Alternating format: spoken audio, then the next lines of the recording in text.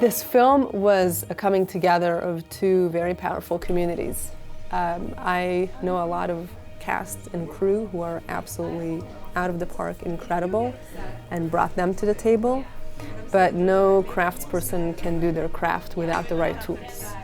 And the other community that came were the manufacturers that work with B&H Photo. I really believed in the script and I really believed in the actors, and we were beyond fortunate to get to have the kind of gear that matched that talent and elevate it.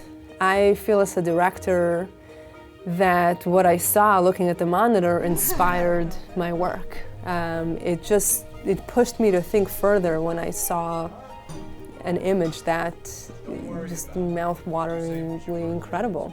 At B&H Photo, we were lucky to work with Michel Suissa at Studio B&H, who consulted us. Having the chance to work with Ela and Milton was really interesting for us. It was very exciting, in fact, because we had the chance, to collaborate on a real project for the duration of the project, not just at the beginning, not just the middle, just at the end, but the entire workflow. So I think that was something that was very satisfying for us. And as the process really evolved, I think it was really satisfying for them as well. So I think the collaboration has really been very successful in a way that we understood each other, not only on the technology level, on the aesthetic level, but also on the entire creative process. And we have the ability to provide that kind of workflow experience and expertise, to the film community.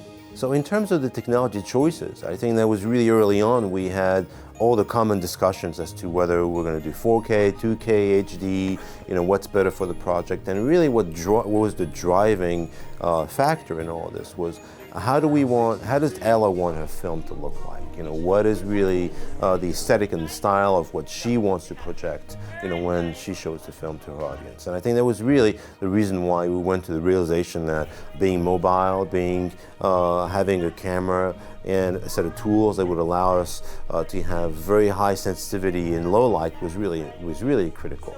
So we came to the agreement that the Canon C500 would be a really good choice for the film, and along with all the cinema optics. And I think Milton was really pleased with the fact that the great combination of beautiful new cinema lenses that Canon has, and the sensitivity and the mobility of the Canon C500, in addition to the Odyssey 7K recorder, was really, it seemed in retrospect that it was really the perfect set of choices that we made. I'm not a technical person. I can write screenplays and work with actors and plan my shots, but even someone who knows as little as I do about gear, I could tell that these lenses made every shot look just out of this world, really just incredible. And then Arri came on board and supplied us with our G&E. They were incredible. I mean, we had what we needed. We got additional camera support from Ikan and from Sachtler.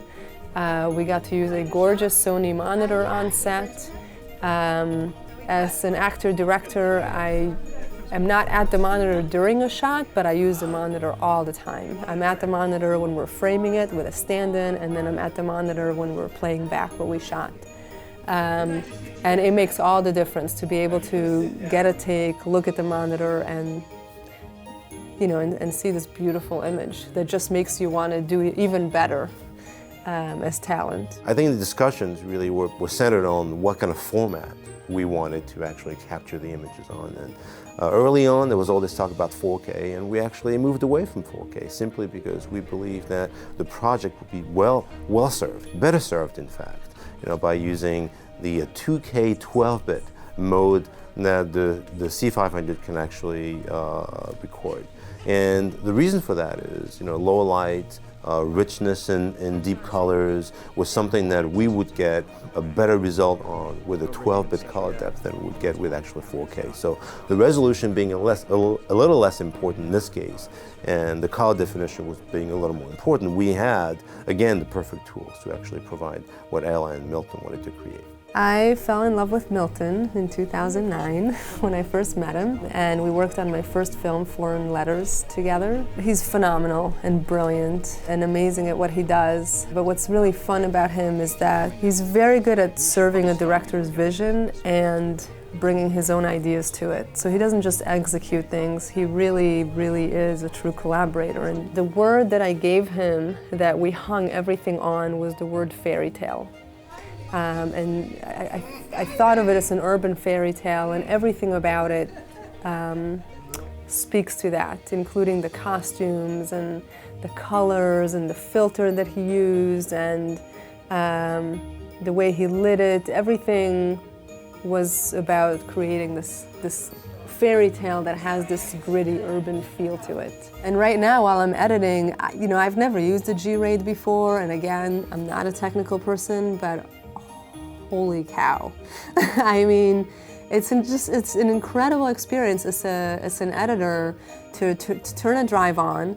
I put up the project and I see it going through 10,000 files, literally 10,000 files of high-end media, and it's like within literally seconds everything is up and ready to go, and I can just cut and I can focus on the story and I can focus on the cutting, and the drive is just taking care of the rest. What was really important for us is to make sure that we've projected an extension of what B&H can be for the film community and other communities, is a greater resource than ever before about the entire complexity of what a complete workflow needs to be from acquisition all the way to delivery.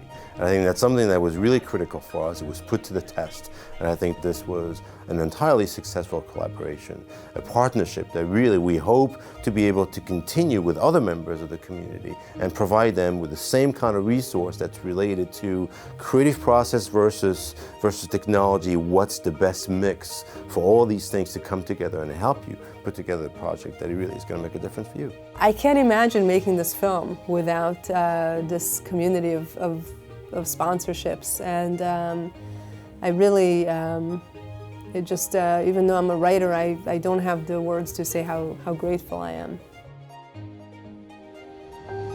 I was visiting a physics lab, and we had an accident, and I ended up here. I'm from the year 2592. Have you guys ever heard of a job? I've heard of it. I studied history. What's rent? What are keys? What are bucks? What's an ad agency? What's a boss? What's a stalker? A helper? Yeah. I'll do whatever I can to figure out how to get back home, but I don't know how yet. The Great Despair. That's the term that later generations used to describe this period of time in history.